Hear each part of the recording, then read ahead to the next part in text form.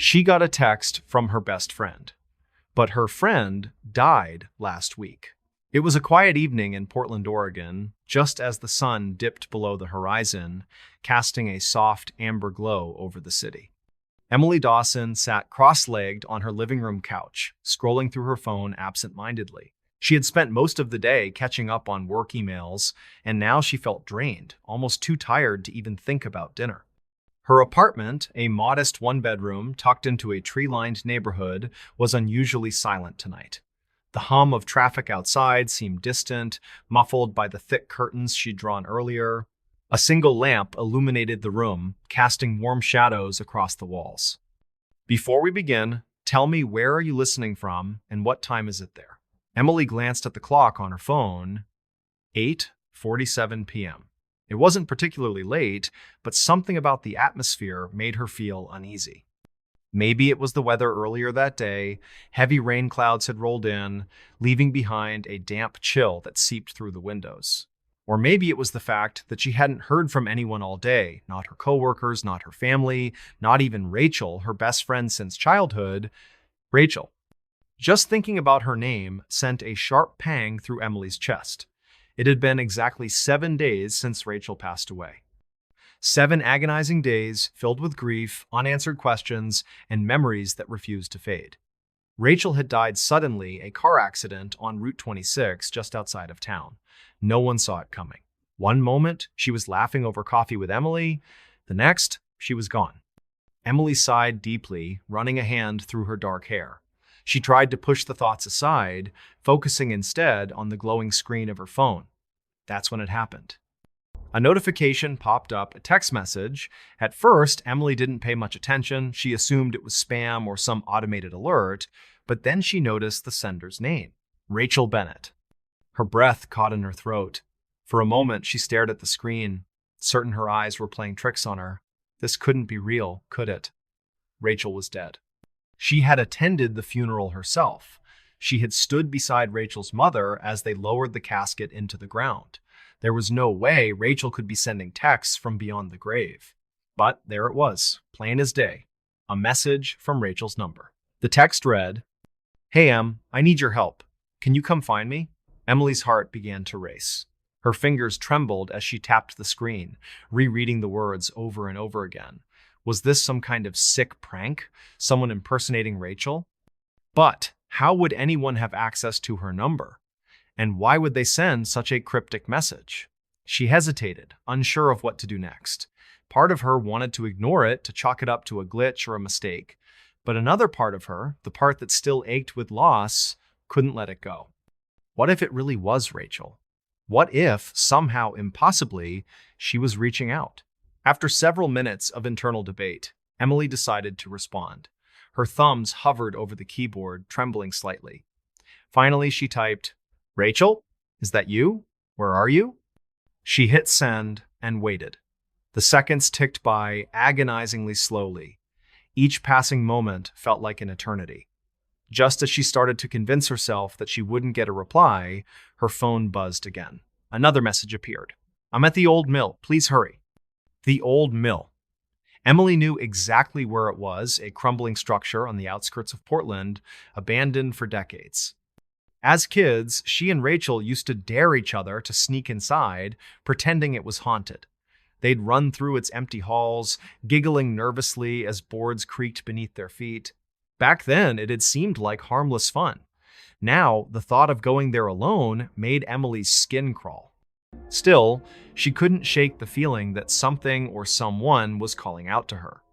Against her better judgment, she grabbed her coat and keys, slipping quietly out of her apartment. The night air was cold and damp, carrying with it the faint scent of pine and wet earth. Streetlights flickered overhead, casting eerie shadows on the pavement. Emily quickened her pace, trying to ignore the growing sense of dread in her stomach. The drive to the old mill took about 20 minutes. By the time she arrived, the sky was completely dark, save for the occasional flash of lightning in the distance. Thunder rumbled softly, echoing through the trees. Emily parked her car at the edge of the property, staring up at the dilapidated building. Its windows were shattered, its roof sagging under years of neglect. Vines snaked their way up the brick walls, reclaiming the structure piece by piece. For a moment, she considered turning back. Surely this was a bad idea. Who knew what kind of danger awaited her inside? But then she remembered Rachel's message, the desperation in her tone. If there was even a chance that Rachel needed her, Emily knew she couldn't walk away. Taking a deep breath, she stepped out of the car and approached the entrance. The wooden door groaned loudly as she pushed it open, revealing a dimly lit interior. Inside, the air was thick with dust and decay. The floorboards creaked ominously beneath her weight as she moved deeper into the building. Every sound, the rustle of leaves outside, the drip of water from a broken pipe, felt amplified in the oppressive silence. "Rachel?" Emily called out, her voice trembling. "Are you here?" There was no response, just the steady drip of water and the distant rumble of thunder. She pulled out her phone, using its flashlight to guide her through the maze-like corridors. The beam of light revealed graffiti-covered walls, piles of debris, and empty rooms that once held machines and workers. Everything about the place screamed abandonment, and yet Emily couldn't shake the feeling that she wasn't alone. As she turned a corner, she froze. There, scrawled across the wall in faded red paint, was a single word: help. Her pulse quickened. This couldn't be coincidence. Someone or something had led her here for a reason. Summoning every ounce of courage, she pressed on, following the narrow hallway until she reached a set of stairs leading downward. The air grew colder the further she descended, and the smell of mildew became almost unbearable. At the bottom, she found herself in a large basement. Crates and barrels were stacked haphazardly against the walls, covered in layers of dust.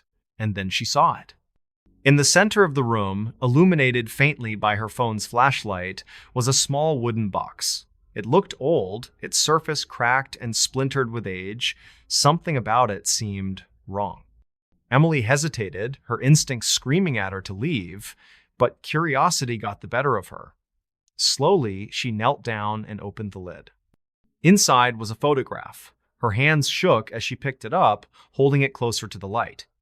It was a picture of Rachel smiling, vibrant, alive, but there was something off about the image. In the background, barely visible, was a shadowy figure standing just behind Rachel. The longer Emily stared at it, the more unsettling it became. The figure didn't look human. Suddenly, her phone buzzed violently in her hand. Startled, she nearly dropped it. When she looked at the screen, another message from Rachel's number had appeared. "You shouldn't have come." Panic surged through Emily's veins. She scrambled to her feet, clutching the photo tightly in her fist. The temperature in the room plummeted, and the faint sound of footsteps echoed around her. They weren't coming from above, they were coming from everywhere at once, surrounding her, closing in.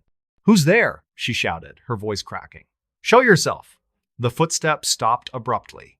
For a brief moment, everything was still. Then, without warning, the lights on her phone flickered and died, plunging her into darkness.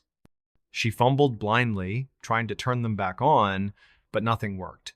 Her breaths came in shallow gasps as she backed away, desperate to escape. That's when she heard it, a low, guttural whisper, right beside her ear. "Help me." Emily spun around, her scream tearing through the silence, but there was no one there, just the endless void of the basement, swallowing her whole. What happens next? Does Emily survive the night? Or does the spirit of Rachel claim her as its own? Perhaps the truth lies somewhere in between. If you enjoyed this chilling tale, don't forget to share it with others who love a good scare. And remember, sometimes the past has a way of finding us when we least expect it. Sweet dreams, or perhaps not. He took a wrong turn and ended up somewhere that doesn't exist on maps. It was late on a Friday evening, just as the sun dipped below the horizon, casting a deep orange glow across the sky. The air was crisp with the faint chill of autumn, and the scent of fallen leaves filled the atmosphere. Somewhere along a desolate stretch of highway in rural Ohio, Jonathan Hayes tightened his grip on the steering wheel. His car, a worn-out sedan, hummed steadily as he navigated the winding road ahead. He had been driving for hours, trying to make up for lost time after a delayed business meeting in Columbus. Jonathan glanced at the clock on the dashboard. 9:47 p.m. He sighed deeply. feeling the weight of exhaustion creeping into his muscles. The GPS on his phone had been acting strangely for the past hour, flickering between routes before finally giving up entirely.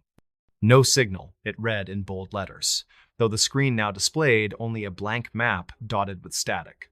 He cursed under his breath, tapping the phone against the steering wheel in frustration. "Just great," he muttered, his voice tinged with irritation. Of all the nights to get lost. He had planned to reach his sister's house in Cleveland by midnight, but now it seemed like an impossible goal. The road ahead was unfamiliar, lined with dense patches of forest that stretched endlessly into the darkness. There were no streetlights, no signs of civilization, just an eerie silence broken only by the hum of his engine and the occasional rustle of leaves in the wind. As he rounded another curve, Jonathan noticed something odd about the landscape. The trees seemed unnaturally tall, their gnarled branches twisting toward the sky like skeletal fingers. The moonlight filtering through the canopy cast strange shadows on the road, making it difficult to focus. A cold shiver ran down his spine, though he tried to dismiss it as nothing more than fatigue. "I'll find a gas station soon," he told himself aloud, attempting to sound reassuring. "Someone there can point me in the right direction." But the further he drove, the more unsettling the surroundings became. The road narrowed, its asphalt crumbling at the edges, until it felt like he was driving through a forgotten part of the world.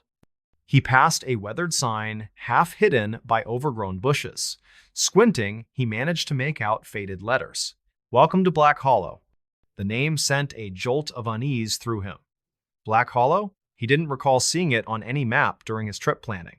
In fact, he was certain it wasn't listed anywhere. Shrugging it off as some obscure backwater town, he continued onward, hoping to find a place where he could refuel and ask for directions. After another 20 minutes of driving, the road opened up into a small clearing. To his surprise, there was a cluster of buildings ahead, a diner, a general store, and what appeared to be a church. Their architecture was old-fashioned, almost Victorian in style, with peeling paint and boarded-up windows. The entire scene looked frozen in time, untouched by modernity. Jonathan slowed the car to a stop outside the diner. Its neon sign flickered weakly, spelling out Maggie's Diner in uneven red letters. Inside, he could see dim lights glowing faintly, though the windows were fogged with condensation. Taking a deep breath, he stepped out of the car, the cool night air biting at his skin. The silence was deafening. No cars passed by, no voices carried through the air. Even the insects seemed absent, leaving behind an unnatural stillness. Jonathan hesitated for a moment before walking toward the diner. As he pushed open the creaky door, a bell above it jingled softly, announcing his arrival. Inside, the diner was eerily quiet. A few patrons sat scattered around the room, their faces obscured by the dim lighting. None of them looked up as he entered. Behind the counter stood a middle-aged woman with graying hair tied back in a loose bun. She wore a stained apron and greeted him with a curt nod. "What can I get you?" she asked, her voice flat and devoid of warmth. "I'm just looking for directions," Jonathan replied, forcing a smile. "I took a wrong turn somewhere and ended up here. Do you know how to get back to Route 33? The woman paused, her expression unreadable. For a moment, she simply stared at him, as if weighing whether or not to answer. Finally, she shook her head. "You won't find your way back tonight," she said cryptically. "Not from here." Her words sent a chill down his spine, but he brushed it aside. "What do you mean? Surely there's a main road nearby?" She leaned forward slightly, lowering her voice. "Black Hollow ain't on no map, son. Folks who come here, they don't leave." Jonathan laughed nervously, assuming she was joking. "That's ridiculous. Every place has to be on a map somewhere." Her gaze hardened, and she turned away without another word, busying herself with wiping down the counter. Feeling uneasy, Jonathan decided against pressing her further. Instead, he approached one of the other patrons, a man sitting alone in a corner booth. His face was gaunt, his eyes hollow and distant. "Excuse me," Jonathan began cautiously. "Do you know how to get out of this town?" The man slowly raised his head, fixing Jonathan with a piercing stare. "You shouldn't have come here," he rasped, his voice barely above a whisper. "Turn around while you still can." Confused and increasingly alarmed, Jonathan retreated to his car. Whatever was happening in Black Hollow, he wanted no part of it. He climbed back inside, gripping the steering wheel tightly as he prepared to leave. But when he turned the key in the ignition, the engine sputtered and died. No matter how many times he tried, the car refused to start. Panic began to set in. He stepped out again, scanning the area for help, but the streets were deserted. The diner's lights had gone out, plunging the town into complete darkness. The only illumination came from the pale glow of the moon overhead. Desperate, Jonathan grabbed his phone, hoping to call for roadside assistance, but the screen remained blank, no bars, no Wi-Fi, no signal whatsoever. It was as if the town existed in a dead zone, cut off from the rest of the world. As he wandered aimlessly, searching for answers, he noticed something strange about the buildings. Each structure seemed to shift subtly whenever he looked away. Windows that had been boarded up moments ago now stood wide open, revealing dark interiors. Shadows moved within, though no one was visible. Then he heard it, a faint whisper, carried by the wind. At first, it was indistinct, like murmurs from a distant crowd. But as he strained to listen, the words became clearer. "Stay." Jonathan spun around, his heart pounding. "Who's there?" he demanded, his voice shaking. "Show yourself!" There was no response, just the oppressive silence and the sensation of being watched. He quickened his pace, breaking into a jog as he retraced his steps toward the edge of town. But the road that had brought him here was gone. In its place was an endless expanse of forest, its trees looming menacingly in the darkness. "No," he whispered, backing away. "This isn't possible." Suddenly, a figure emerged from the woods. It was a woman, her face obscured by a hooded cloak. Her movements were slow and deliberate, almost hypnotic. She stopped a few feet away, tilting her head as if studying him. "You should have listened," she said softly, her voice echoing unnaturally. "Black Hollow claims those who wander too far." Before Jonathan could respond, the ground beneath him gave way. He fell into darkness, the world above vanishing as he plummeted into oblivion. When he awoke, he found himself back in his car, parked safely on the side of Route 33. Relief washed over him until he glanced at the passenger seat. There, resting beside him, was a crumpled piece of paper. Written in shaky handwriting were two words: "We're waiting." They bought their dream home, but the house already knew their secrets. It was late spring in Salem, Oregon, a time when the days were warm, but the nights still carried the faint chill of winter's lingering breath. The sun had just dipped below the horizon, casting a soft amber glow over the quiet suburban neighborhood. Birds chirped lazily in the distance, their songs mingling with the faint hum of crickets beginning their nightly symphony. Somewhere on the outskirts of town, nestled at the end of a cul-de-sac, stood a house that seemed to embody every dream of domestic bliss. The house was a two-story colonial-style home, painted a pristine white with black shutters framing its large windows. A wraparound porch adorned the front, complete with a swing that creaked gently in the evening breeze.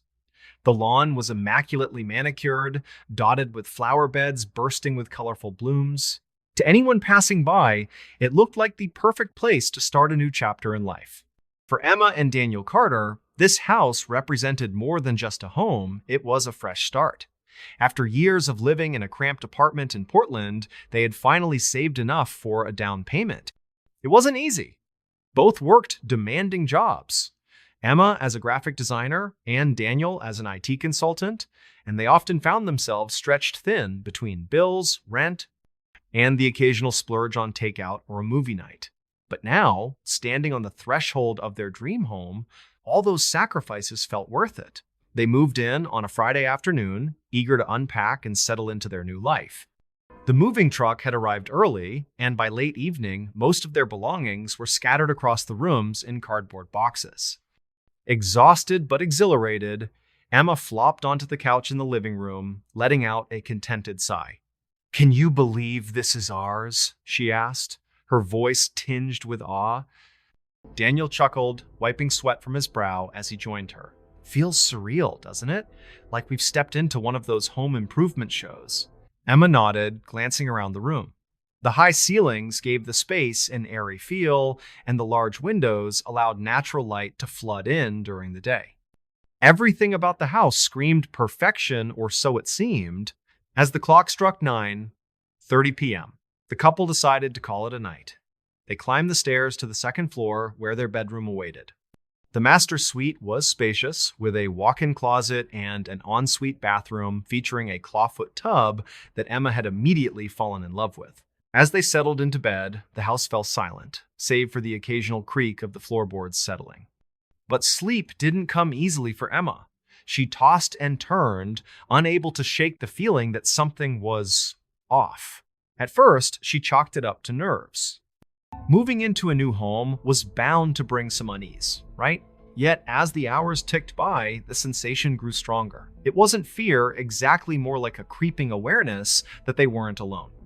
Around midnight, Emma heard it, a faint whisper, barely audible, drifting through the hallway. Her eyes snapped open, heart pounding. She nudged Daniel, who stirred groggily beside her. "Did you hear that?" she whispered. "Hear what?" he mumbled, half asleep. "I thought I heard someone talking." Daniel sighed, rolling over. "Probably just the wind. Go back to sleep." Emma tried to obey, but the whispers persisted, growing louder and more distinct. They weren't words she could understand, just fragmented murmurs that sent shivers down her spine. Finally, unable to ignore it any longer, she slipped out of bed and padded softly into the hallway. The house was eerily quiet, the kind of silence that presses against your ears. The moonlight streaming through the windows cast long shadows across the walls, making the familiar layout seem suddenly foreign. Emma hesitated, her bare feet cold against the hardwood floor. Then she noticed something odd. The door to the guest bedroom was slightly ajar, despite them having closed it earlier. She pushed it open cautiously, peering inside. The room was empty, save for a few unpacked boxes stacked against the far wall. But something caught her eye, a small wooden box sitting atop one of the boxes. She didn't remember packing anything like that. Curiosity got the better of her, and she picked it up, examining it closely. The box was intricately carved, with swirling patterns that seemed almost alive under the dim light. There was no lock, so she opened it carefully. Inside was a single item, a photograph. Her breath hitched as she stared at it. The image showed her and Daniel standing in front of the very house they now lived in, but they hadn't taken this picture. In fact, they'd only seen the house for the first time during the open house tour weeks ago. "What the hell?" Emma muttered, her voice trembling. Before she could process what she was seeing, a sharp knock echoed through the house, startling her. She spun around, clutching the box tightly. "Daniel!" she called out, her voice rising in panic. He appeared moments later, rubbing his eyes. "What's wrong?" "There's someone knocking." They descended the stairs together, hearts racing. When they reached the front door, Daniel peered through the peephole. "No one's there," he said, frowning. Emma shook her head, unconvinced. "But I heard it clearly." Against his better judgment, Daniel unlocked the door and swung it open. The porch was empty, the swing swaying gently, as if someone had just vacated it. The street beyond was deserted, bathed in the pale glow of the streetlights. "This place is messing with your head," Daniel said, trying to sound reassuring. "Let's go back to bed." Reluctantly, Emma followed him upstairs, though the unease gnawing at her refused to subside. Over the next few days, strange occurrences became more frequent. Doors would open and close on their own. Lights flickered without explanation. And then there were the whispers, always just out of reach, always impossible to decipher. One evening, while unpacking in the basement, Emma stumbled upon another discovery. Hidden behind a stack of old newspapers was a journal, its leather cover worn and cracked with age. Intrigued, she flipped it open, scanning the pages filled with spidery handwriting. The entries detailed the lives of the previous owners, a family named the Whitakers. According to the journal, tragedy had struck the household afire that claimed the lives of the parents, leaving their teenage daughter orphaned. Emma shared her findings with Daniel, who dismissed it as morbid curiosity. "Every old house has a story," he said. "It doesn't mean anything." But Emma couldn't shake the feeling that the house was hiding something darker. That night, as they lay in bed, she voiced her concerns. What if it's not just history? What if whatever happened here stayed here? Daniel rolled his eyes, though a flicker of doubt crossed his face. You're reading too much into this. The breaking point came a week later. Emma woke up in the middle of the night to find herself standing in the hallway, though she had no memory of getting out of bed. Her reflection in the mirror at the end of the hall caught her attention, not because it was unusual, but because it wasn't hers. The figure staring back at her wore a tattered dress, her face pale and gaunt, eyes hollow. Emma screamed, stumbling backward. Daniel rushed out of the bedroom, alarmed. What is it? It's her, Emma stammered, pointing at the mirror. The girl from the journal. Daniel looked at the mirror, seeing nothing but their own reflections. He grabbed Emma's hand, pulling her away. We need to leave. Now. They packed hastily, throwing clothes and essentials into suitcases. As they prepared to flee, Emma paused, glancing at the wooden box she had found. Against her instincts, she placed it in her bag, unable to explain why. Once outside, they drove aimlessly, putting as much distance between themselves and the house as possible. But no matter how far they went, the sense of being watched never left them. Days turned into weeks, and the nightmares began. Each night, Emma relived the same scene. The girl in the mirror reaching out, whispering secrets she couldn't understand. One morning, Emma woke up to find the wooden box sitting on her bedside table. She swore she had left it in the trunk of the car. Trembling, she opened it again, only to find a new photograph inside. This time, it showed her and Daniel standing in front of the house, smiling, but their faces were blurred, indistinct. Beneath the photo was a note, written in the same spidery handwriting as the journal. You can run, but the house always knows. She answered the doorbell, but no one was outside. It was late autumn in suburban Chicago, Illinois, a season when the air carried a crisp chill and the trees stood bare, their skeletal branches clawing at the overcast sky. The days were short and darkness fell quickly, wrapping the neighborhood in an early evening hush. Somewhere on the outskirts of town, nestled between rows of identical houses with neatly trimmed lawns, stood a modest two-story home belonging to Clara Bennett. Clara had lived alone since her husband passed away 5 years ago. At 47, she had grown accustomed to solitude, finding comfort in routines that filled the quiet hours. Her mornings began with a cup of black coffee on the porch, watching the sunrise paint the horizon in hues of orange and pink. By nightfall, she would retreat indoors, lighting candles and playing soft jazz records to drown out the silence. Tonight, however, the usual tranquility felt different, unsettling even. The weather had turned colder than usual, and a thick fog rolled in, blanketing the streets in a ghostly haze. Clara sat in her living room, curled up on the couch with a book. Though her mind kept wandering, she glanced at the clock. 8:32 p.m. The house was eerily quiet, save for the faint hum of the refrigerator in the kitchen and the occasional creak of the floorboards as the old house settled. Suddenly, the sound of the doorbell shattered the stillness. Clara froze, her heart skipping a beat. Who could be visiting at this hour? She wasn't expecting anyone, and her neighbors rarely dropped by unannounced. Setting her book aside, she rose cautiously and made her way to the front door. The doorbell rang again, louder this time, its sharp chime reverberating through the house. Clara hesitated, peering through the peephole. Outside, the porch light illuminated only empty space. No one was there. That's odd, she muttered under her breath, unlocking the door and cracking it open just enough to peer outside. The cold air rushed in, carrying with it the damp scent of earth and decaying leaves. She scanned the porch, then the driveway, but saw nothing unusual. Convinced it must have been a prank or a malfunctioning bell, she closed the door firmly and returned to her seat. But before she could settle back into her book, the doorbell rang once more. This time, it didn't stop. A series of rapid, insistent chimes echoed through the house, each one sending a fresh wave of unease coursing through her veins. Clara's hands trembled as she set down her mug of tea. Something about the persistent ringing felt deliberate, as if whoever or whatever was out there wanted her attention. Summoning her courage, she grabbed a flashlight from the hallway closet and approached the door again. The wooden floor beneath her feet groaned softly with each step, amplifying the tension that gripped her chest. As she reached for the handle, the ringing abruptly ceased, leaving behind an oppressive silence. Clara exhaled slowly, trying to steady herself.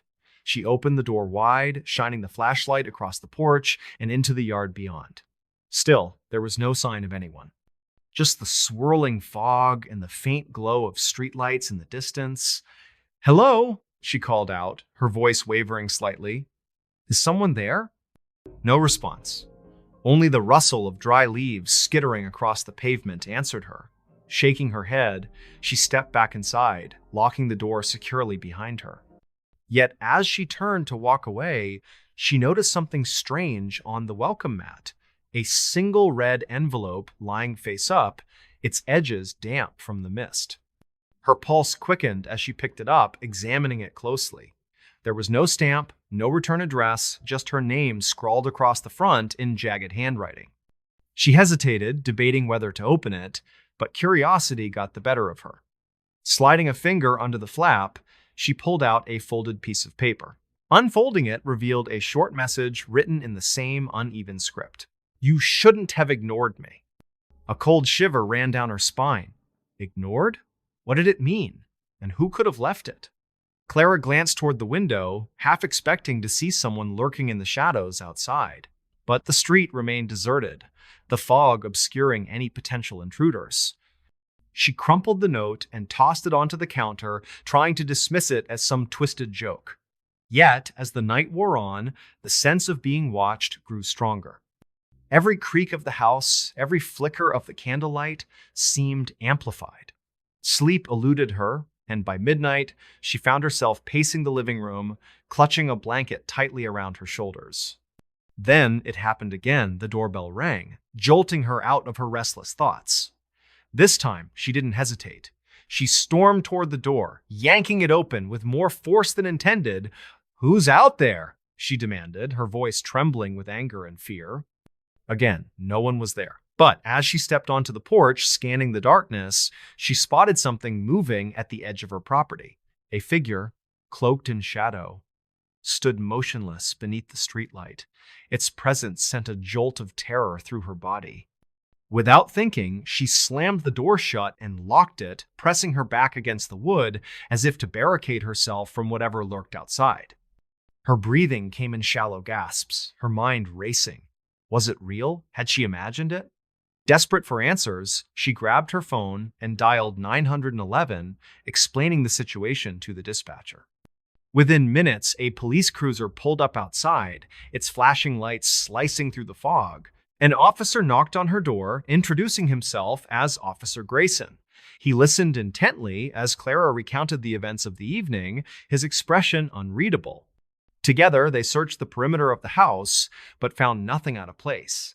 The mysterious figure was gone, leaving no trace behind. "Probably just kids messing around," Grayson said reassuringly, though his tone lacked conviction.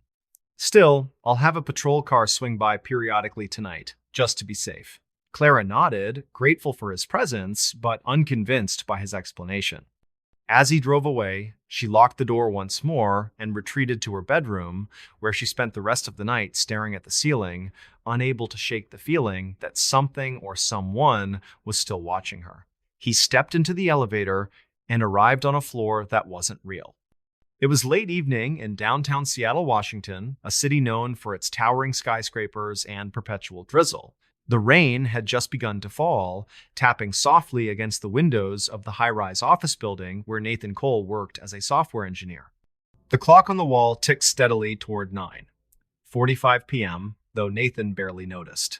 He had been holed up in his cubicle for hours, debugging lines of code for a project that was due by morning.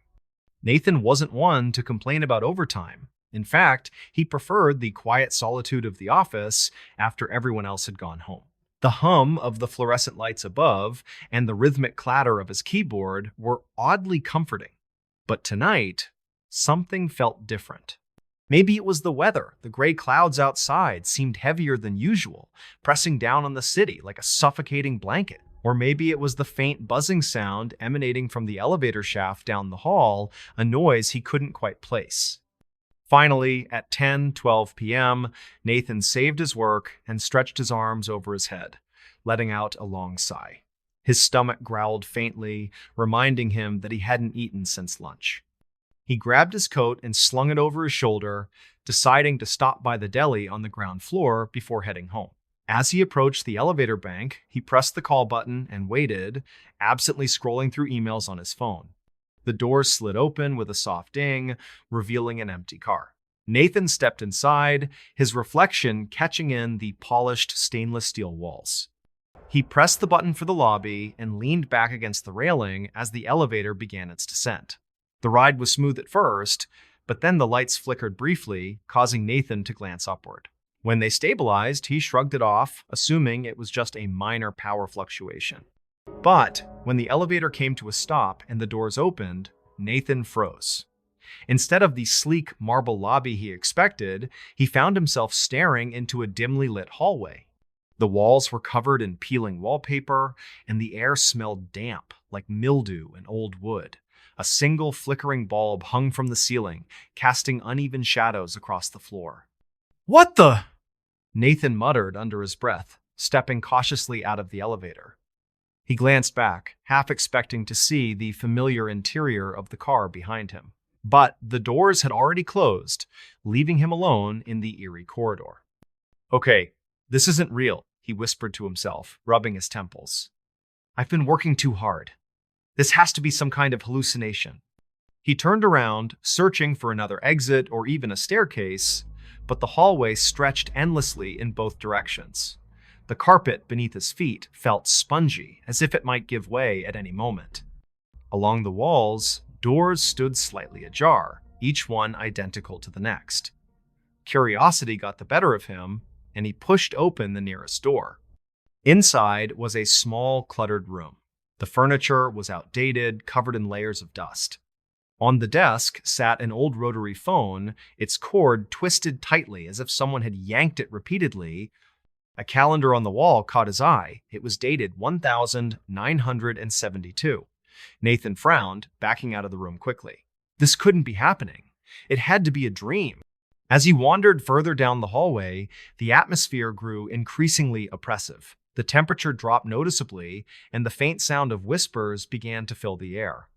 They were indistinct at first, like murmurs carried by the wind, but gradually they became clearer.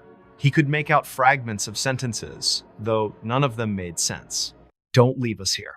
Help us find the way." Nathan's heart raced as he quickened his pace, desperate to escape the growing unease.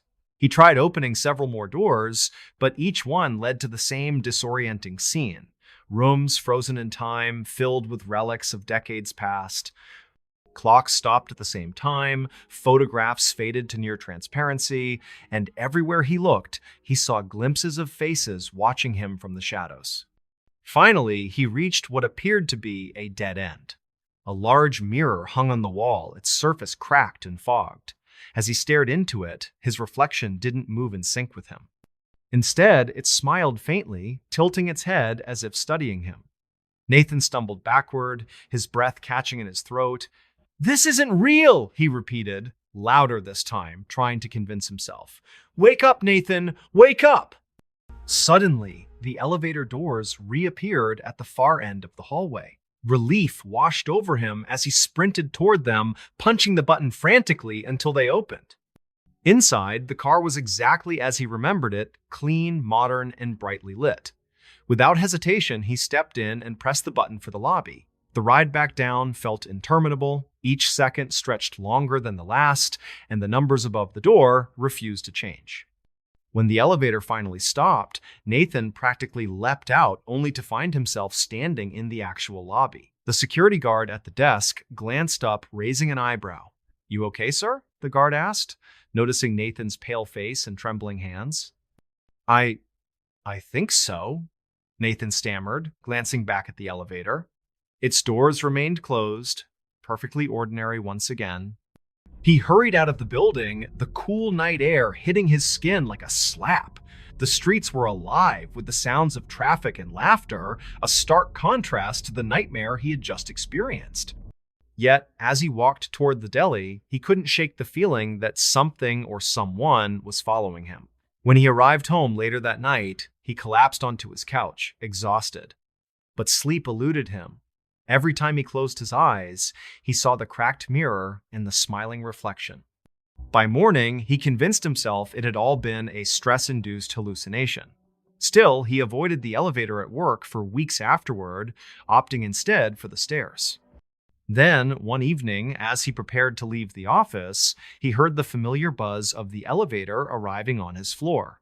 Against his better judgment, he stepped inside, pressing the button for the lobby. The ride started normally, but halfway down, the lights flickered again. When the doors opened, he found himself staring into the same dimly lit hallway. This time, however, the whispers were louder, more insistent, and as he turned to flee, he realized the elevator was gone. Deepening Nathan's backstory, Nathan Cole wasn't just another overworked software engineer.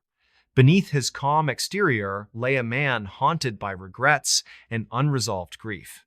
His parents' death had left an indelible mark on him, one he tried to bury beneath endless hours of coding and late-night coffee runs. He often found himself staring at old family photos stored in a dusty shoebox under his bed. Each image was a reminder of the last argument he'd had with them, a trivial fight about his career choice that spiraled into something much larger. "I'm sorry," he whispered aloud sometimes, though no one was there to hear it. "I should have listened." This inner turmoil made him susceptible to the strange events that unfolded in the elevator. The guilt he carried acted as a magnet, drawing him deeper into the supernatural realm hidden within the building's walls. Detailed description of the office building. The office tower where Nathan worked was a marvel of modern architecture, standing 42 stories tall with glass facades that reflected the Seattle skyline. During the day, sunlight streamed through the windows, casting prismatic patterns across the polished floors. But at night, the building transformed. Shadows stretched unnaturally long, and the hum of machinery echoed eerily through the empty halls. The elevators were sleek and efficient, their mirrored interiors designed to give the illusion of space, yet there was something unsettling about them, something Nathan couldn't quite articulate until the night he stepped onto the phantom floor. Exploring the phantom floor. The hallway Nathan entered was unlike anything he'd ever seen. It seemed to stretch infinitely in both directions, its peeling wallpaper revealing patches of crumbling brick beneath. The air smelled musty, like forgotten basements or abandoned attics. Faint splotches of water damage marred the ceiling, and the single bulb overhead flickered erratically, casting disjointed shadows. Each room Nathan explored added layers of mystery. One contained a child's nursery, complete with a rocking horse and faded stuffed animals. Another resembled a doctor's office, with rusted surgical tools lying on a metal tray. The whispers grew louder as he moved deeper into the labyrinthine corridor, forming fragmented sentences that clawed at the edges of his sanity. Investigative elements and historical lore. Desperate for answers, Nathan returned to the lobby the next morning, determined to uncover the truth. He approached the security guard, Mr. Thompson, who had worked in the building for over 20 years. "There's something wrong with the elevators," Nathan said, his voice trembling. "Last night, I ended up on a floor that doesn't exist." Thompson's expression darkened. "You're not the first to say that," he admitted reluctantly. "Years ago, this place used to be a hotel, the Crescent Heights Inn. It burned down in '72, killing dozens of guests. They never found all the bodies." Nathan felt a chill run down his spine. "What does that have to do with the elevators?" "The architects reused parts of the original foundation when they built this tower," Thompson explained. "Some folks think the spirits of the victims are still trapped here, wandering the halls they knew in life." Nathan pressed further, asking about documented incidents. Thompson hesitated before pulling out a worn folder filled with newspaper clippings and handwritten notes. One article caught Nathan's eye. It described how several employees had gone missing during the construction phase, their disappearances attributed to accidents or personal issues. But the final paragraph hinted at something darker. Authorities suspect foul play, though no evidence has been found. Extended resolution and ambiguous ending. Nathan fled back to the elevator, slamming the button repeatedly until the doors closed. The ride back to the lobby felt interminable, each second stretching into eternity. When he finally emerged, the security guard rushed to his side, alarmed by his disheveled appearance. "What happened?" Thompson asked urgently. I don't know, Nathan stammered. But it's not over. Despite avoiding the elevator afterward, Nathan couldn't shake the feeling that the phantom floor was still calling to him. Days turned into weeks, and the nightmares persisted. One night, as he lay awake in bed, he heard the unmistakable sound of an elevator arriving outside his apartment. The metallic ding sent a jolt of terror through his body. He crept to the door, heart pounding, and peeked through the peephole. The hallway beyond was empty, save for the faint glow of the elevator button. Against his better judgment, he stepped out, drawn by an irresistible force. The door slid open, revealing the familiar, dimly lit corridor. As he stepped inside, the world around him dissolved into darkness. When he awoke, he was sitting at his desk in the office, surrounded by colleagues who greeted him warmly. Everything seemed normal, except for the fact that none of them remembered seeing him for months. Their baby monitor picked up a voice, but they don't have a baby. It was late evening in suburban Chicago, Illinois. A quiet neighborhood where houses stood close together, their windows glowing warmly against the encroaching darkness. The air was crisp with the first hints of autumn, and leaves crunched softly underfoot as neighbors walked their dogs or hurried home before night fully settled in. Somewhere on the edge of this sleepy community, nestled between rows of neatly trimmed lawns, stood a modest two-story home belonging to Emma and Daniel Carter. Emma and Daniel had only moved into the house a few months ago, eager to start fresh after years of renting cramped apartments in the city. They were still unpacking boxes, but the house already felt like theirs. Or at least, it had until tonight. It was 10:47 p.m. when Emma first noticed something strange. She was sitting on the couch in the living room, flipping through channels on the television, while Daniel worked late at his office downtown. The baby monitor, an impulse buy they'd made during a Black Friday sale, sat unused on the coffee table. They didn't have children yet, but Emma had insisted on keeping it around for just in case. She liked the idea of being prepared, even if she wasn't sure what exactly she was preparing for. As she reached for her tea mug, a faint sound crackled over the monitor's speaker. At first, she thought it was static, a glitch from leaving the device turned on without anything to pick up. But then came a voice, soft and muffled, drifting through the static like a whisper carried by the wind. "Mama!" Emma froze, her fingers tightening around the handle of her mug. Her heart skipped a beat. Was someone outside? Had one of the neighbors accidentally left a baby monitor on? She glanced toward the window, half expecting to see movement in the yard beyond. But the street outside was empty, bathed in the pale glow of streetlights. "Hello?" She called out hesitantly, her voice barely above a whisper. "Is anyone there?" The voice responded, clearer this time. "Mama, come here." Emma's breath hitched. This wasn't static. It wasn't interference. Someone or something was speaking directly to her. She grabbed the monitor, staring at its small screen as though it might reveal the source of the voice. But all she saw was blackness, interrupted occasionally by faint bursts of white noise. "Daniel," she murmured, clutching the device tightly. She debated calling him, but he was likely still stuck in traffic. Instead, she rose cautiously from the couch and began walking through the house, searching for any sign of an intruder. Each step creaked loudly against the wooden floors, amplifying her unease. She checked every room, the kitchen, the bedrooms, even the basement, but found nothing unusual. Still, the voice continued, growing louder and more insistent with each passing moment. Ma, please!" Emma stopped in the hallway, her pulse racing. The voice sounded so close now, as if it were right behind her. Slowly, she turned around, half expecting to see someone standing there. But the hallway remained empty, save for the flickering shadows cast by the dim overhead light. Her phone buzzed suddenly, startling her. It was a text from Daniel. "Running late, be home soon, love you." Emma exhaled shakily, trying to steady herself. Maybe she was just tired. Maybe her imagination was playing tricks on her. She returned to the living room, setting the monitor back on the coffee table. For a moment, everything seemed normal again. The TV hummed softly in the background, and the house fell silent. But then the voice returned, louder than ever. "Mama, I'm waiting." This time, Emma couldn't ignore it. She grabbed her phone and dialed Daniel, her hands trembling as she pressed the numbers. He answered on the third ring, his tone calm but concerned. "What's wrong?" he asked immediately, sensing the panic in her voice. "There's someone in the house," she whispered urgently. "I can hear them on the baby monitor, but I don't know where they are." Daniel hesitated, unsure whether to believe her. "Are you sure it's not just static or feedback? You said yourself you haven't set it up properly." "It's not static," she snapped, her voice rising. "It's talking to me, Daniel." He sighed, glancing at the clock in his car. "I'll be home in 20 minutes. Stay calm, okay? Lock all the doors and stay where you are."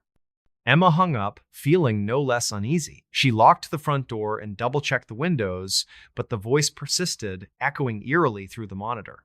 It wasn't just saying "mama" anymore, it was forming full sentences now, though they were disjointed and fragmented. "I've been waiting so long. You shouldn't have brought me here. This isn't my home." Emma sank onto the couch, clutching a throw pillow to her chest. Her mind raced with possibilities.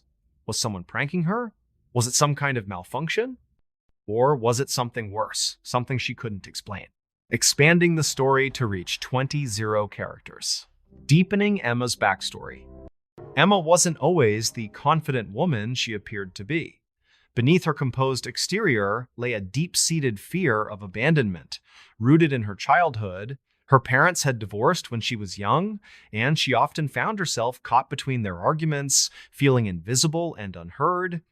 As an adult, she channeled those insecurities into perfectionism, striving to create a flawless life with Daniel.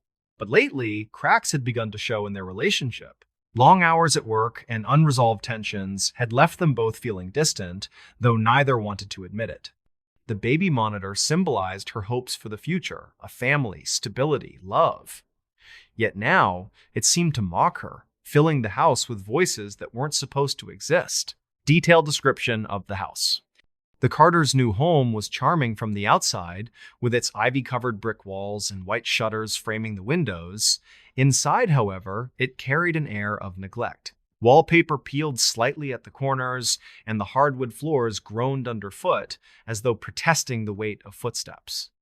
In the attic, dusty boxes lined the walls, remnants of previous owners who had left in a hurry. Among them, Emma discovered an old photograph album filled with images of a young couple and their infant child. The child bore an uncanny resemblance to her own imagined vision of a future baby. Exploring the voice. The voice grew bolder as the night wore on, shifting from pleading whispers to accusatory statements. It spoke of being taken from its mother, of being trapped between worlds. Sometimes it sounded like a child, other times it took on a deeper, more menacing tone. Emma tried recording it on her phone, hoping to play it back later for clarity. But when she listened to the recording, all she heard was silence. Investigative elements and historical lore. Desperate for answers, Emma visited the local library the next day, poring over old newspapers and property records. She discovered that the house had once belonged to a family named the Whitakers. Their infant son had gone missing decades ago, and the case had never been solved. Some speculated foul play, while others believed the child had wandered off and drowned in the nearby river. But Emma couldn't shake the feeling that the truth was far stranger and closer to home than anyone realized. Extended resolution and ambiguous ending. When Daniel finally arrived home that night, he found Emma curled up on the couch, clutching the baby monitor tightly. She refused to let go of it, convinced that the voice would return if she did. Together, they decided to contact a paranormal investigator who conducted a thorough examination of the house. During the investigation, the voice grew violent, screaming and sobbing until the entire house shook. In the end, the investigator declared the spirit too powerful to banish completely. Months later, Emma and Daniel considered moving, but they couldn't bring themselves to leave. The voice had grown quieter, almost comforting in its familiarity. One night, as Emma drifted off to sleep, she swore she heard it whisper one final message: "Thank you for listening." Yet, when she woke the next morning, she found the baby monitor lying shattered on the floor, its battery drained and its screen cracked beyond repair. And in the corner of the room, a single toy rattle sat untouched, though neither of them remembered bringing it into the house. She followed her dog into the woods, but the dog was still inside. It was late afternoon in rural Vermont, where dense forests stretched endlessly across rolling hills and quiet country roads wound their way through small towns. The air carried the crisp chill of early autumn, and golden sunlight filtered through the canopy of trees, casting dappled shadows on the forest floor. Somewhere along one of these secluded roads stood a modest farmhouse belonging to Claire Bennett. Claire had lived alone since her husband passed away 5 years ago, finding solace in the companionship of her loyal dog, Max. A German Shepherd with intelligent eyes and an unwavering protective instinct, Max was more than just a pet, he was family. Together, they spent countless hours exploring the woods behind the house, a place Claire knew like the back of her hand. She had walked those trails so many times that she could navigate them even in the dark. But today felt different. Something about the atmosphere seemed heavier, as if the woods themselves were holding their breath. It was 4:37 p.m. when Max suddenly bolted toward the tree line, his ears perked and tail stiff. Claire called after him, but he didn't stop. Instead, he disappeared into the underbrush, leaving her standing at the edge of the forest. "Max!" she shouted, her voice echoing faintly among the trees. "Come back!" There was no response. Only the rustling of leaves and the distant cawing of crows answered her. Sighing, Claire grabbed her coat and flashlight from the porch before stepping onto the narrow path that led into the woods. The light was beginning to fade, and she knew she couldn't leave Max out here overnight, not with predators roaming the area. The trail was familiar, yet something felt off. The usual sounds of birdsong and squirrels scampering through branches were absent, replaced by an eerie silence. Even the wind seemed reluctant to stir the leaves above her head. As Claire ventured deeper, she noticed subtle changes in her surroundings. The trees appeared closer together, their gnarled roots twisting unnaturally over the ground. Shadows pooled around her feet, darker and thicker than they should have been for this time of day. After several minutes of walking, she spotted movement ahead, a flash of fur darting between the trunks. "Max?" she called softly, quickening her pace. But when she reached the spot, there was nothing there. Just empty space and the oppressive weight of the forest pressing down on her. Her heart began to race as unease settled in her chest. She turned back toward the path, only to realize it wasn't where it should be. The trail had vanished, swallowed by the encroaching woods. Panic bubbled up inside her, but she forced herself to stay calm. "Think, Claire," she muttered under her breath. "You've been here 100 times. You know your way home." She continued forward, hoping to find some landmark that would guide her back. But the deeper she went, the stranger things became. Trees grew impossibly tall, their branches intertwining to block out the sky. The air grew colder, sharp enough to sting her lungs with each breath. And then she heard it, the sound of paws crunching through leaves, followed by soft whining. Relief washed over her. "Max!" she cried, spinning around. "Where are you?" The whining grew louder, drawing her further into the forest. She followed it blindly, her flashlight beam cutting through the gloom. Finally, she emerged into a small clearing bathed in pale moonlight. In the center stood Max, or at least what looked like Max. His fur shimmered unnaturally, almost translucent, and his eyes glowed faintly blue. Claire froze, her pulse hammering in her ears. "Max?" she whispered, taking a hesitant step forward. The dog tilted its head, watching her silently. Then, without warning, it turned and disappeared into the trees once more. "No!" Claire shouted, sprinting after it. "Wait!" But the harder she ran, the farther away it seemed to get. Her legs burned, and her breath came in ragged gasps as she pushed through thorny bushes and low-hanging branches. Finally, she stumbled into another clearing and stopped dead in her tracks. Standing before her was her own house, or rather, a perfect replica of it. Every detail was identical, down to the chipped paint on the front door and the flower pots lining the porch. But something was wrong. The windows were dark, and the air smelled stale, as though the building hadn't been touched in years. "This can't be real," Claire murmured, shaking her head. She glanced over her shoulder, half expecting to see the real house behind her.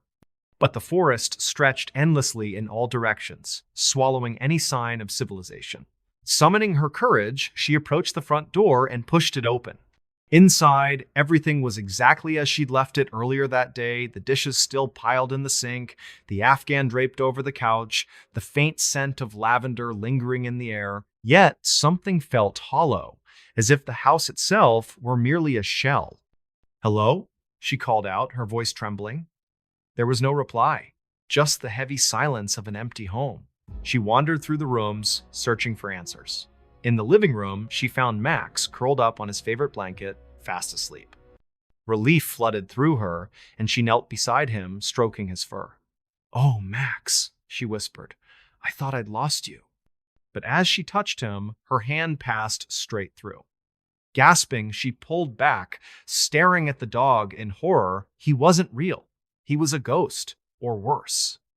Suddenly, the lights flickered, plunging the room into darkness. Claire fumbled for her flashlight, but it wouldn't turn on.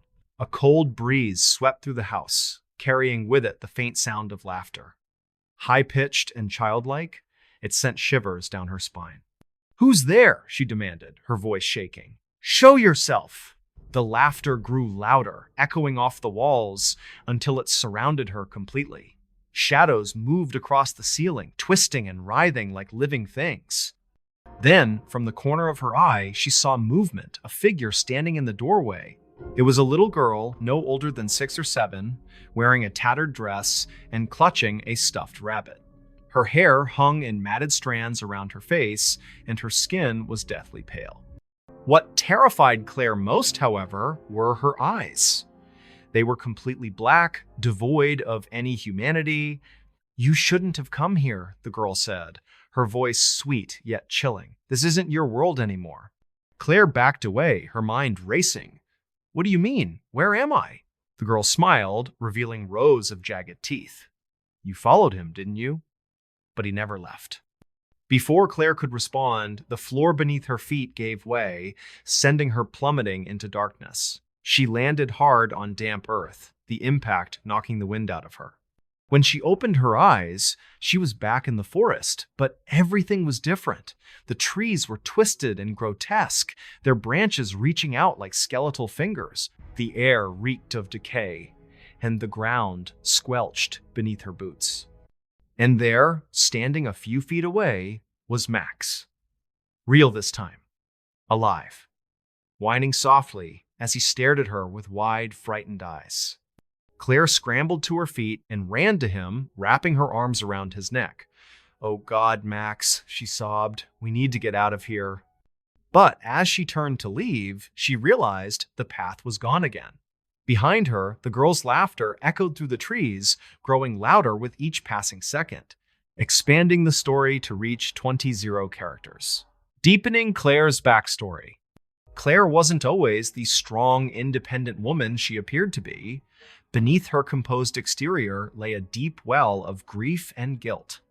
Her husband, Michael, had died in a car accident caused by icy road conditions, a tragedy she blamed herself for, as she had urged him to drive despite the weather warnings.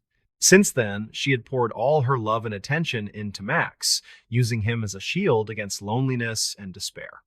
Her attachment to the woods stemmed from memories of hiking trips she and Michael used to take together.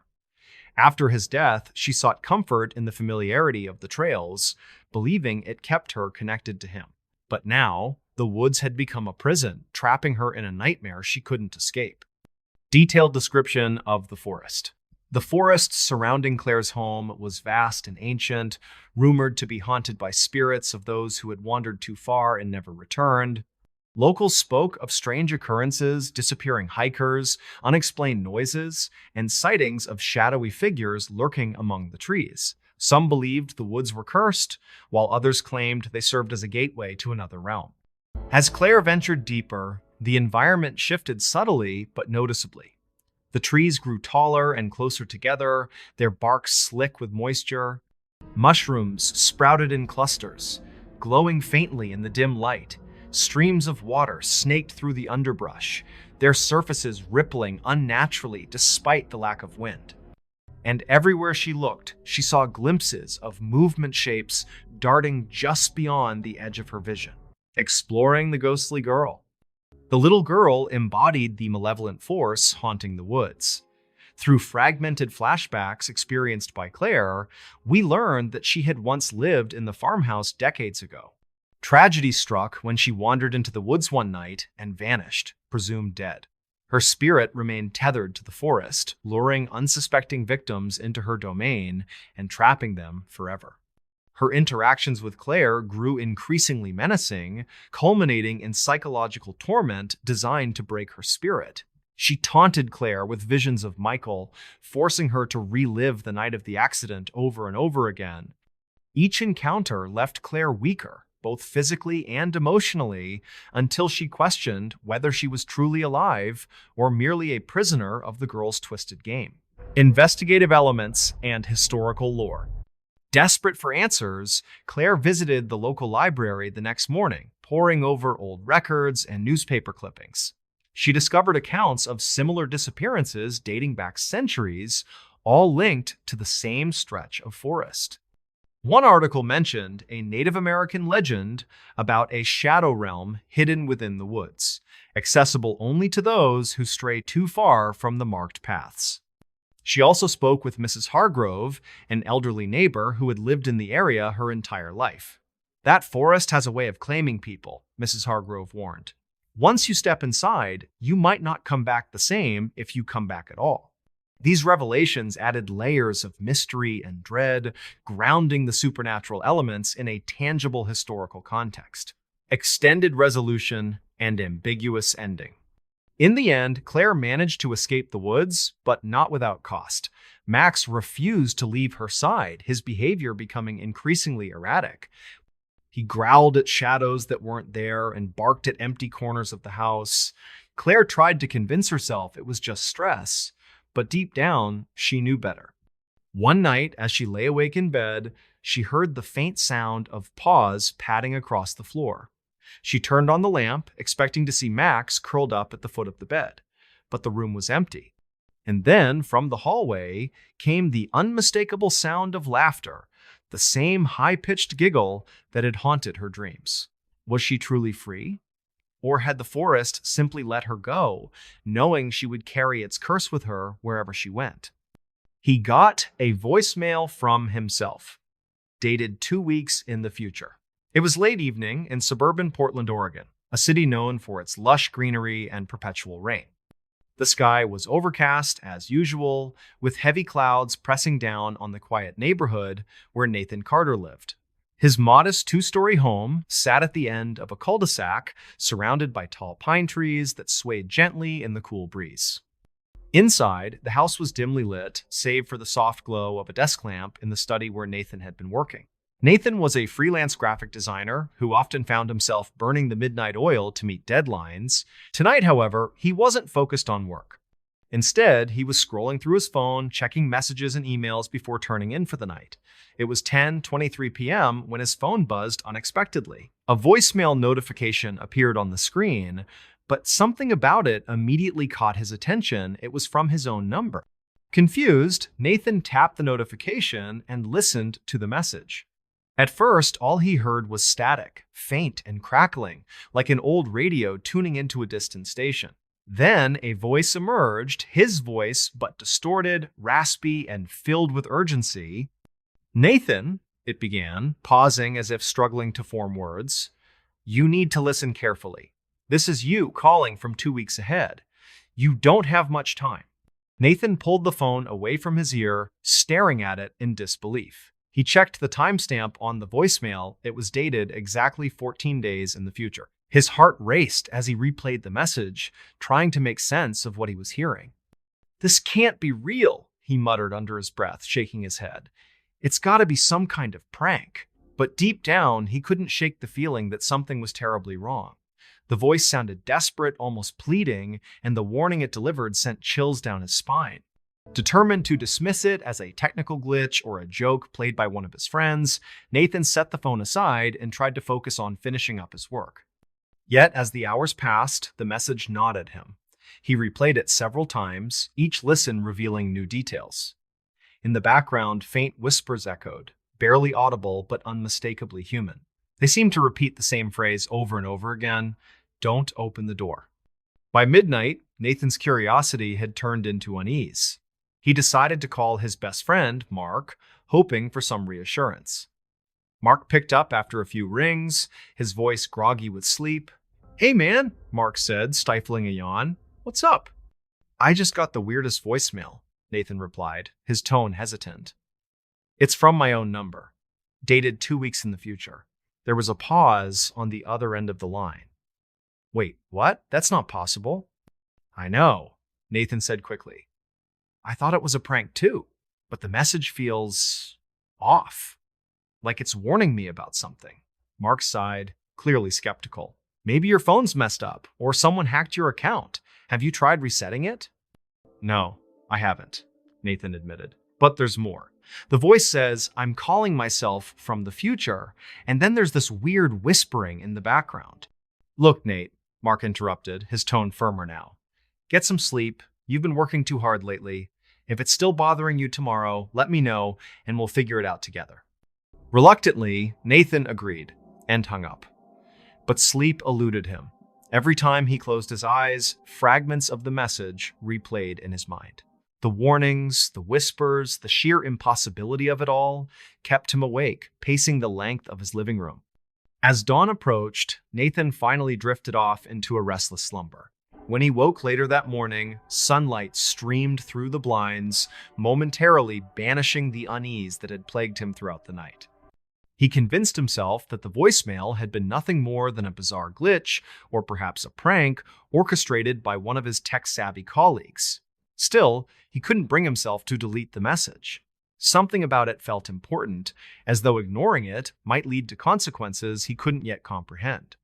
They checked into a motel, but their room had been closed for years. It was late afternoon in rural Kentucky, where rolling hills and dense forests framed the landscape. The sun hung low in the sky, casting long shadows across the winding roads that connected small towns to forgotten stretches of countryside. Somewhere along one of these desolate highways stood an old motel, a relic of a bygone era, its neon sign flickering faintly with the words vacancy, barely visible beneath layers of grime. Emma and Daniel Carter had been driving for hours, their car groaning under the strain of the journey. They were returning home to Chicago after visiting relatives in Tennessee, but a flat tire had forced them to take a detour off the interstate. Now, as daylight began to fade, they found themselves searching for somewhere, anywhere, to spend the night. The motel appeared almost out of nowhere, nestled between towering pines and surrounded by overgrown weeds. Its facade was weathered, paint peeling away like dead skin, and several windows were boarded up. Yet, the faint glow of the sign beckoned them forward, promising shelter from the encroaching darkness. "This place looks sketchy," Emma said, her voice tinged with unease as Daniel pulled into the cracked asphalt parking lot. "It's just for one night," Daniel replied, glancing at the fuel gauge. "Besides, we don't have much choice. The next town is probably 30 miles away." Reluctantly, Emma nodded, and together they stepped out of the car. The air smelled damp, carrying the faint scent of mildew and decaying leaves. As they approached the office, the door creaked open before they could knock, revealing a gaunt man with hollow eyes and a crooked smile. "Welcome," he rasped, his voice dry and brittle like autumn leaves. "You here for a room?" "Yes," Daniel said, forcing a polite tone. "Do you have anything available?" The man chuckled softly, a sound that sent shivers down Emma's spine. "Oh, plenty of rooms, but I think room 13 might suit you best." Without waiting for a response, he handed them a key attached to a tarnished brass tag engraved with the number 13. Emma hesitated, glancing at Daniel, but he simply shrugged and thanked the man before leading her back to the car. As they walked toward the designated room, Emma couldn't shake the feeling that something was off. The hallway leading to room 13 was dimly lit, its walls lined with faded floral wallpaper that peeled at the edges. A thick layer of dust coated the floor, undisturbed save for their footsteps. When they reached the door, Daniel inserted the key and turned it slowly. The lock clicked open with a sound that echoed unnaturally loud in the silence. Inside, the room was eerily pristine. The bedspread was immaculate, the furniture polished, and the air carried the faint aroma of lavender. It was as though no one had set foot inside for years, and yet everything seemed freshly prepared. "This doesn't make sense," Emma murmured, running a finger along the dresser. Not a speck of dust marred its surface. "How can this room be so clean when the rest of this place looks abandoned?" Daniel frowned, inspecting the corners of the ceiling. "Maybe they keep one room ready for emergencies? Let's not overthink it. We're exhausted, and we need sleep." Despite her reservations, Emma agreed. They unpacked their belongings and settled in, though neither felt entirely comfortable. As night fell, the atmosphere grew heavier, pressing down on them like an invisible weight. The hum of insects outside became deafening, and the occasional creak of the building made Emma jump. At around midnight, she woke suddenly, her heart pounding. Something had startled her awake, though she couldn't pinpoint what. The room was bathed in shadow, the bedside lamp casting weak pools of light. Beside her, Daniel slept soundly, oblivious to her unease. Then she heard a faint scratching noise coming from the wall behind the headboard. At first, she thought it was tree branches brushing against the exterior, but the sound persisted, rhythmic and deliberate. Slowly, she sat up, straining to listen. The scratching stopped abruptly, followed by a soft whisper. "Help us." Emma froze, her breath catching in her throat. She glanced at Daniel, who remained asleep, and then scanned the room for any sign of movement. Nothing. Just the oppressive stillness of the night. "Who's there?" she whispered, her voice trembling. There was no reply, only the oppressive silence that seemed to stretch endlessly. Unable to shake the feeling of being watched, Emma decided to investigate. She grabbed the flashlight from her bag and stepped cautiously into the hallway. The motel was eerily quiet, devoid of any signs of life. Even the office appeared deserted, its door now closed and locked. Returning to the room, she noticed something strange. The mirror above the dresser reflected the room perfectly, except for one detail. The reflection showed the door slightly ajar, while in reality, it remained firmly shut. Her pulse quickened as she stared at the image, unable to look away. Suddenly, the door swung open with a loud creak, revealing the hallway beyond. Cold air rushed in, carrying with it the scent of earth and decay. Emma backed away, clutching the flashlight tightly.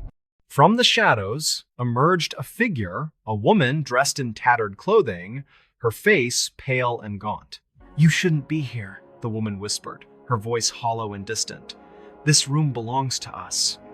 Emma screamed, waking Daniel instantly. He bolted upright, grabbing the lamp and brandishing it like a weapon, but when he looked toward the doorway, there was no one there. "What happened?" he demanded, his voice sharp with concern. "There was someone," Emma stammered, pointing toward the empty threshold. She said this room belongs to them." Daniel frowned, clearly skeptical. "Are you sure you weren't dreaming? This place is creepy, but maybe your imagination got the better of you." Though he dismissed her claims, Emma couldn't ignore the growing sense of dread. She pleaded with him to leave immediately, but Daniel insisted on staying until morning. Reluctantly, she agreed, though sleep eluded her for the remainder of the night. She waved back at the window, but everyone in the house was asleep. It was late evening in suburban Ohio, where quiet neighborhoods stretched out beneath a canopy of stars. The air carried the crisp chill of autumn, and the faint hum of crickets filled the silence between houses. Somewhere on the edge of this sleepy community stood a modest two-story home belonging to Claire Bennett. Claire had lived alone since her husband passed away 5 years ago, finding solace in the routines of daily life. Her days were predictable work during the day, dinner in the evening, and a book or television show to wind down before bed. But tonight felt different. Something about the atmosphere seemed heavier, as if the world outside her window was holding its breath. It was 10:47 p.m. when Claire first noticed something strange. She was sitting in her living room, sipping a cup of chamomile tea while flipping through channels on the television. The house was silent except for the soft ticking of the clock on the wall and the occasional creak of the floorboards settling. Outside, the streetlights cast pools of yellow light onto her front yard, illuminating the bare branches of the oak tree that stood sentinel near the driveway. As she reached for the remote to turn off the TV, Movement caught her eye, a flicker of motion in the reflection of the living room window. At first, she thought it was just her own silhouette, distorted by the dim light. But then she saw it again, a small figure standing behind her, waving enthusiastically. Claire froze, her fingers tightening around the mug in her hands. Slowly, she turned her head, half expecting to see someone standing in the room with her, but the space behind her was empty. Confused, she looked back at the window. There, in the glass, was the same figure, a child, no older than 6 or 7, smiling brightly and waving as though trying to get her attention. Her heart began to race. "Hello?" she called out hesitantly, her voice barely above a whisper. "Is anyone there?" The figure didn't respond. Instead, it continued waving, its movements slow and deliberate. Claire rose cautiously from the couch and walked toward the window, peering out into the darkness. The yard was empty, save for the shadows cast by the trees swaying gently in the breeze. "Who's out there?" she asked, louder this time, her voice trembling slightly. Still, there was no answer. She turned back to the window, but the figure was gone. Shaking her head, she chalked it up to exhaustion and decided to head upstairs to bed. As she climbed the stairs, she couldn't shake the feeling that she was being watched. The hairs on the back of her neck prickled, and every step creaked unnaturally loud in the silence. Once in her bedroom, she closed the door and leaned against it, taking a deep breath to steady herself. The room was warm and familiar, with soft lighting from the bedside lamp casting gentle shadows across the walls. She changed into her pajamas and slipped under the covers, pulling the blanket up to her chin. But sleep wouldn't come. Every time she closed her eyes, she saw the figure in the window, its cheerful wave haunting her thoughts. Finally, unable to bear the unease any longer, she got up and checked the rest of the house. All the doors were locked, all the windows secure. Satisfied that she was alone, she returned to bed and tried once more to drift off. Hours later, she woke suddenly, her heart pounding. Moonlight streamed through the curtains, bathing the room in an ethereal glow. For a moment, she lay still, listening to the silence. Then she heard it, the faint sound of laughter, high-pitched and distant, echoing through the house. Claire sat up, her pulse racing. The laughter grew louder, closer, until it seemed to emanate from just outside her bedroom door. Summoning her courage, she swung her legs over the side of the bed and reached for the lamp. Its soft glow illuminated the room, revealing nothing out of place. But as she turned toward the window, she froze. There, pressed against the glass, was the same childlike figure from earlier. Its face was pale, almost translucent, and its eyes glowed faintly in the moonlight. It waved slowly, deliberately, as though inviting her to join it. "No," Claire whispered, shaking her head. "This isn't real." The figure tilted its head, smiling wider now. And then, without warning, it placed both hands flat against the window and pushed. The glass rippled like water, distorting the reflection of the room behind her. Claire stumbled backward, clutching the blanket tightly around her shoulders. Suddenly, the laughter stopped. The house fell silent, save for the sound of her ragged breathing. Trembling, she forced herself to approach the window. When she looked outside, the yard was empty once more. But etched into the frost, he went camping alone, and someone else set up a tent beside him. It was late afternoon in the dense forests of northern Minnesota, where towering pines stretched endlessly toward the sky, and the air carried the crisp bite of early autumn. The sun hung low on the horizon, casting golden rays through the canopy of leaves and dappling the forest floor with patches of light. Somewhere along one of the winding trails stood a solitary figure, his backpack slung over his shoulder as he searched for the perfect spot to set up camp. Ethan Carter had always been drawn to solitude. A software developer by trade, he spent most of his days hunched over a computer screen in a bustling office. Camping trips like this were his escape, a chance to disconnect from the noise of modern life and reconnect with nature. He had chosen this particular trail for its remoteness, far from the crowded campsites and noisy tourists. It was here, surrounded by nothing but trees and silence, that he felt truly at peace. After hours of hiking, Ethan finally found what he was looking for. a small clearing nestled beside a babbling brook. The sound of water trickling over smooth stones was soothing, almost hypnotic. He dropped his backpack onto the ground and began unpacking his gear. Within minutes, his tent was pitched, and a small fire crackled in the center of the clearing, casting flickering shadows across the surrounding trees. As dusk settled in, the temperature dropped sharply, and the woods grew quiet. The chirping of birds gave way to the rustling of leaves and the occasional hoot of an owl. Ethan sat cross-legged by the fire, roasting marshmallows on a stick and sipping from a thermos of hot cocoa. He glanced up at the stars, their brilliance magnified by the absence of city lights. For the first time in weeks, he felt calm. But then, something caught his eye. On the far edge of the clearing, just beyond the reach of the firelight, a second tent appeared. It hadn't been there before, he was certain of it. His heart skipped a beat as he stared at the unfamiliar structure, its fabric shimmering faintly in the moonlight. "Hello?" he called out, his voice breaking the stillness. "Is someone there?" There was no response. Only the gentle sway of branches overhead and the distant murmur of the brook answered him. Ethan hesitated, torn between curiosity and unease. He grabbed a flashlight and walked cautiously toward the tent. As he approached, he noticed something strange.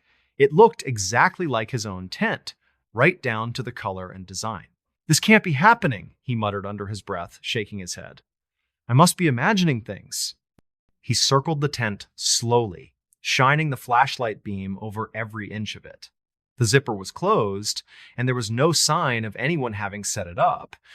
No footprints marred the soft earth around it, no belongings scattered nearby. It was as if the tent had simply materialized out of thin air. Ethan returned to his fire, trying to convince himself it was some kind of prank. Maybe another camper had snuck into the clearing while he wasn't looking and decided to play a joke on him. But deep down, he knew that explanation didn't hold water. This place was too remote, too isolated for anyone else to stumble upon by accident. As night fell, the forest became even quieter, the silence pressing down on him like a weight. The fire burned lower, its embers glowing faintly in the darkness. Ethan wrapped himself in a blanket and leaned back against a log, staring at the stars. Sleep tugged at the edges of his consciousness, but he resisted, determined to stay alert. Then he heard it, a soft rustling sound coming from the direction of the second tent. His pulse quickened as he turned his head, straining to see through the gloom. At first, nothing moved. But then, the tent's flap opened slightly, revealing a sliver of darkness within. A hand emerged, pale and skeletal, gripping the edge of the fabric. Ethan's breath hitched in his throat. "Who's there?" he demanded, his voice trembling. "Show yourself!"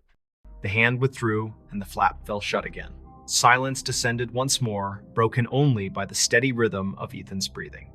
He grabbed a burning stick from the fire and held it aloft, using its feeble light to illuminate the area around him. The second tent remained motionless, its presence both ordinary and deeply unsettling. Unable to shake the feeling that he was being watched, Ethan retreated to his own tent and zipped it shut tightly behind him. He lay awake for hours, listening intently for any sign of movement outside. Eventually, exhaustion overtook him, and he drifted off into a fitful sleep. In this new story, the winter that changed everything arrived earlier than anyone expected, sealing the ground before most people finished preparing for it. Snow fell hard for 2 straight days, then stopped, leaving the town locked beneath a crust of white and ice. When the temperature dropped further, the soil froze solid, turning yards and gardens into unyielding slabs. It was during that winter that Marcus Elrow began noticing small things out of place around his property. Marcus was 42, divorced, and lived alone in a modest house at the edge of town. He worked as a warehouse supervisor, steady hours, predictable routine, the kind of life that rarely produced surprises. Behind his house sat a narrow garden where he grew vegetables every summer, more out of habit than need. By winter, it usually lay abandoned, soil packed down, and forgotten until spring. The first strange detail appeared one morning when Marcus went outside to clear snow from the back steps. He noticed a shallow depression near the center of the garden bed, barely visible under frost.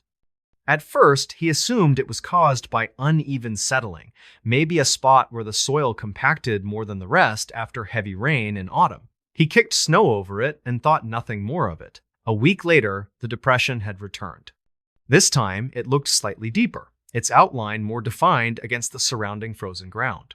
Snow had fallen again, yet the shallow hollow seemed to resist filling completely, as if something beneath the soil pushed upward just enough to keep its shape.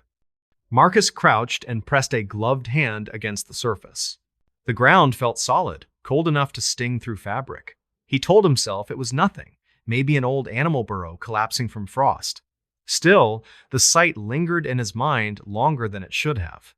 That night, as wind rattled the siding and ice ticked against the windows, Marcus dreamed of digging, of metal scraping against frozen earth, of something hard buried where it did not belong.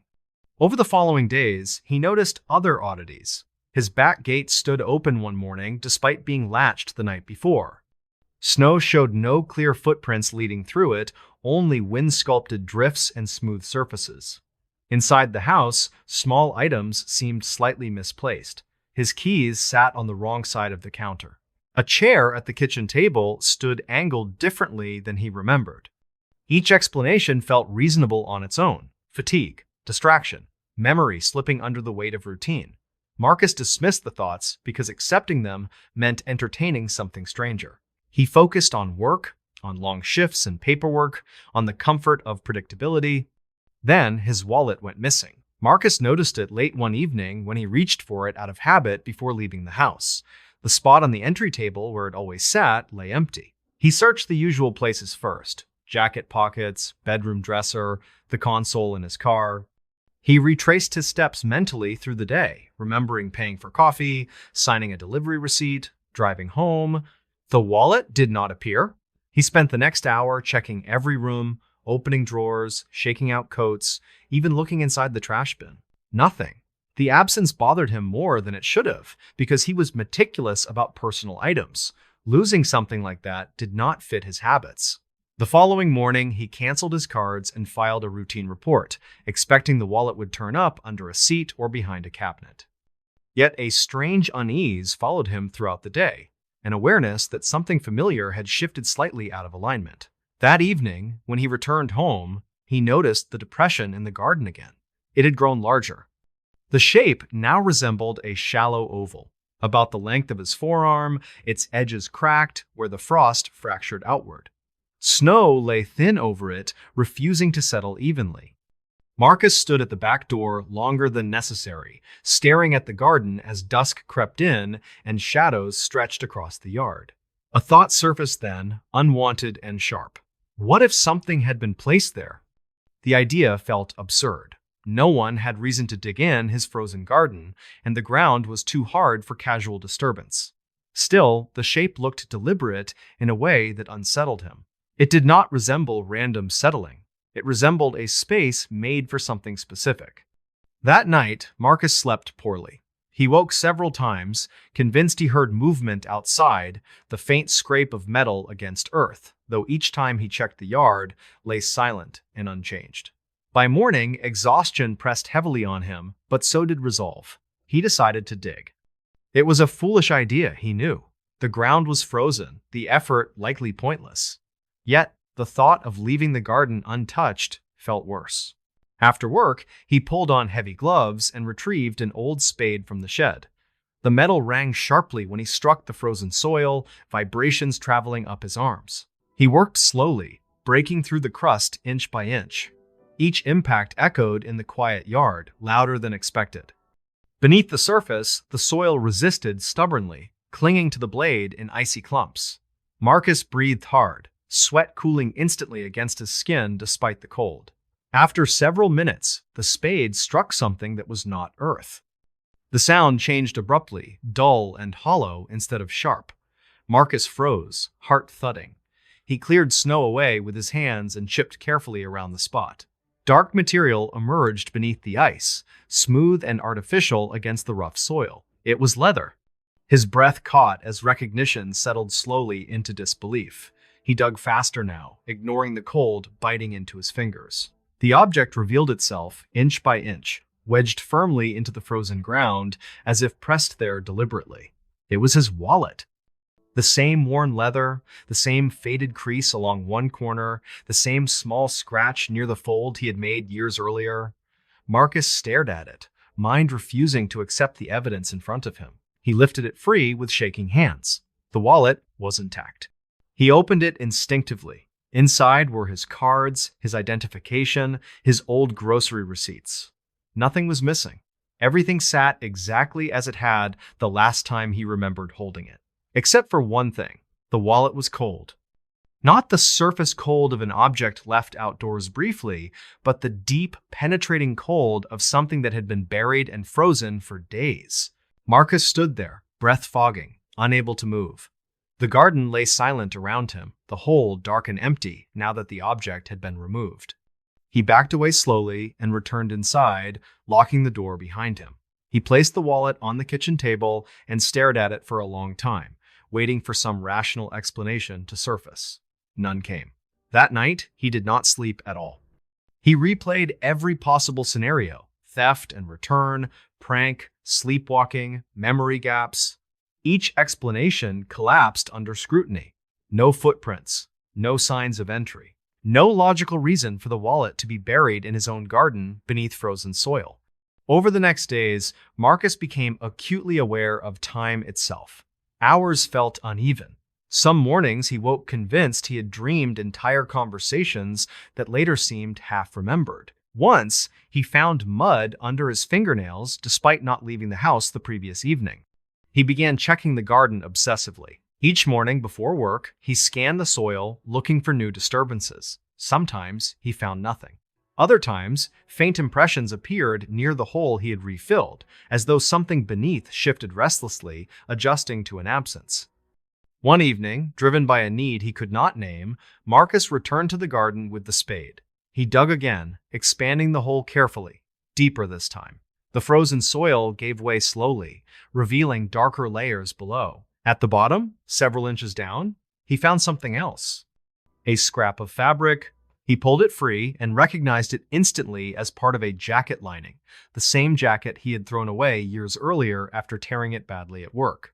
He remembered discarding it, remembered placing it in the trash himself. Yet here it was, buried. As Marcus uncovered more, the truth began forming in pieces too heavy to deny. Objects from his life, all lost or discarded at different times, lay layered beneath his garden. Old keys. A cracked phone case. A watch he had assumed stolen years ago. Each item rested carefully, as if placed intentionally rather than dumped. The deeper he dug, the colder the air felt around him. At the lowest point his spade could reach, he struck something large and unyielding. Panic flared, sharp and sudden. He scraped soil away and uncovered a smooth, curved surface, pale beneath the dirt. It was not an object. It was bone. Marcus stumbled backward, heart hammering. The shape was unmistakable. Human. He dropped the spade and ran inside, nausea rising fast. He locked the door, pressed his back against it, and tried to breathe. Hours passed before he gathered the courage to think clearly. Eventually, trembling, he called the authorities. When officers arrived, they examined the site carefully, their expressions tightening with each discovery. Excavation confirmed what Marcus already feared. A body lay buried beneath his garden. Dental records later identified the remains as Marcus Elro. The same name, the same age, the same scars documented in medical files. The explanation given was cautious and clinical, involving identity confusion and unresolved missing person reports from years earlier. Officials suggested Marcus had suffered a dissociative episode, that the body belonged to someone else with similar records, that stress could fracture perception. Marcus listened, nodded, signed papers. Yet, as weeks passed, he noticed subtle changes no one else could explain. His reflection sometimes lagged a fraction behind his movement. His wallet felt heavier in his pocket than before. And on certain mornings, when frost settled thick over the yard, he saw the soil above the garden sink slightly, as though making room. Now, every winter, Marcus avoids the backyard entirely. He keeps his belongings close, checks his pockets often, and never digs into frozen ground again. because deep down, beneath explanations and reports, he understands something the soil tried to tell him. Something else lived here once, and it is still making space in this new story. The lodge brochure described it as a quiet winter retreat tucked deep into the mountains, accessible by one maintained road and surrounded by dense pine forest. The photographs showed warm amber lights glowing through tall windows, heavy timber beams darkened by age, and wide snow-covered slopes untouched by tracks. For Hannah and Paul Merrick, it looked like the perfect place to disappear for several days, far from deadlines, notifications, and the steady pressure that had followed them through the past year. They arrived in late January during a cold spell that had settled over the region like a lid. The drive took longer than expected, partly because snowbanks narrowed the road into a single pale corridor. Their headlights reflected off the walls of snow, creating the uneasy feeling of driving through a tunnel. Halfway up the mountain, the radio dissolved into static and never recovered. Paul joked that it felt like driving off the map, though Hannah noticed he stopped joking after a while. The lodge appeared suddenly around a bend, emerging from falling snow as though it had been waiting. Every window glowed with steady yellow light, and smoke rose straight from the chimney into the dark sky. A wooden sign stood near the entrance, its carved letters rimmed with ice. Hannah felt a physical sense of relief at the sight of it, the kind that comes when shelter finally appears after a long exposure to cold. Inside, the air smelled of pine resin, old wood, and heat soaked into stone. A large fireplace dominated the main room, flames cracking softly. Several guests sat scattered across couches and chairs, some reading, others staring into the fire. Their voices were low, measured, as if the building encouraged quiet. A woman behind the front desk looked up and smiled, her expression calm and professional in a way that felt slightly rehearsed. She welcomed them by name without checking identification, then handed Paul a heavy brass key attached to a wooden tag. Hannah noticed there was no computer on the desk, only a large leather-bound book open to a marked page. The pages were filled with neat, handwritten names, each paired with room numbers and dates written in the same careful script. Paul signed their names where indicated. As Hannah leaned closer, a faint unease settled in her chest. The handwriting around their entry looked old-fashioned, formal in a way she associated with archival documents rather than modern guest logs. Some dates were decades apart, yet none of the names were crossed out or marked as checked out. Their room sat on the second floor at the end of a long hallway. The floorboards creaked softly underfoot, the sound echoing farther than expected. Their room was warm and comfortable, with thick blankets, a small fireplace, and a window facing the forest. Snow clung to the glass, muting the outside world. Everything looked exactly like the brochure, which reassured Paul more than it reassured Hannah. That evening, they joined the other guests for dinner in the dining room. A long wooden table held simple food, served family style, soups and bread steaming gently in the cool air. Conversation remained polite, but oddly shallow. No one mentioned where they were from or how long they planned to stay. When Hannah asked a man across from her whether he came up often, he smiled faintly and said only that he had been there before. Paul dismissed the strangeness later, suggesting people came here to escape personal details. Hannah wanted to believe that, but the rhythm of the evening felt wrong. The guests seemed attentive yet distant, present without engaging. No phones appeared on the table. No one checked the time. When dinner ended, everyone rose quietly and drifted away without exchanging goodnights. That night, Hannah woke briefly to the sound of the lodge settling. Wind brushed the windows, and somewhere below, she thought she heard slow footsteps crossing the lobby. When she checked the time, it was just before 3 in the morning. Paul slept heavily beside her. She lay awake for a long time afterward, listening, until the sounds faded into silence. The next morning, snow fell thick and steady. Breakfast was laid out early, and the same guests from the night before appeared again, seated in the same places, wearing the same clothes. Hannah noticed none of them seemed to have changed outfits. The detail felt petty, yet it lingered in her thoughts. She asked the woman at the front desk whether many guests extended their stays. The woman smiled and said guests stayed as long as they needed. The answer sounded practiced. Hannah glanced again at the guest book and noticed some names appeared multiple times across the pages, written years apart, always assigned to the same rooms. She pointed this out to Paul upstairs. He frowned and suggested the book simply recorded repeat visitors. Hannah tried to accept that explanation, but the dates unsettled her. Some entries stretched back decades without any departure noted. The handwriting never changed, never aged. Later that afternoon, Paul went outside to take photographs while Hannah stayed by the fireplace. As she read, she overheard two older guests speaking quietly nearby. One said winter here never truly ended, that the lodge existed outside normal seasons. The other nodded as though this was obvious. When Hannah looked up, they fell silent and smiled politely. That evening, curiosity overcame politeness. Hannah asked if she could look more closely at the guest book, explaining she loved old ledgers. The woman hesitated briefly, then slid the book toward her. As Hannah turned the pages, her unease deepened. Names repeated across decades with no checkout dates. Some stays spanned multiple winters. One name appeared continuously for nearly 60 years. Paul leaned over her shoulder and froze when he recognized a surname. It belonged to his grandfather, who had vanished during a winter storm long before Paul was born. The date beside the name matched the winter of the disappearance, a family story never fully explained.